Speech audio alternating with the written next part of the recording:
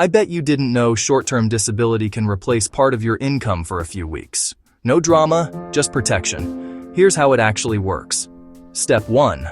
What is it? Short-term disability pays a portion of your income if you can't work due to illness, if you can't work due to injury, or sometimes pregnancy. Step 2. How long? Typical plans cover a few weeks to 6 months. Timelines depend on your policy. Step 3. How much? Most plans pay between 50 and 70%. Some replace a bit more, some less. Check your plan's benefit percentage. Step 4. Waiting period. There's usually an elimination or waiting period, often 3 to 14 days before benefits start. You may need to use sick time or PTO for that gap. Step 5. Proof and paperwork.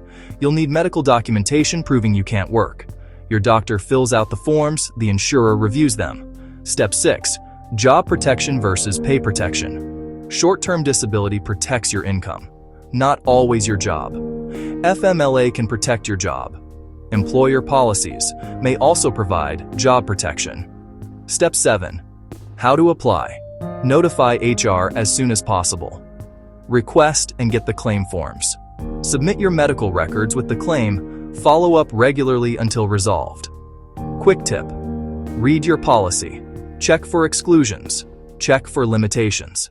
See how it coordinates with state benefits. Check coordination with workers' comp. Wrap up. Short-term disability equals partial income replacement. It has defined timelines and it involves paperwork. Know your policy and plan ahead. You'll be ready if life interrupts work.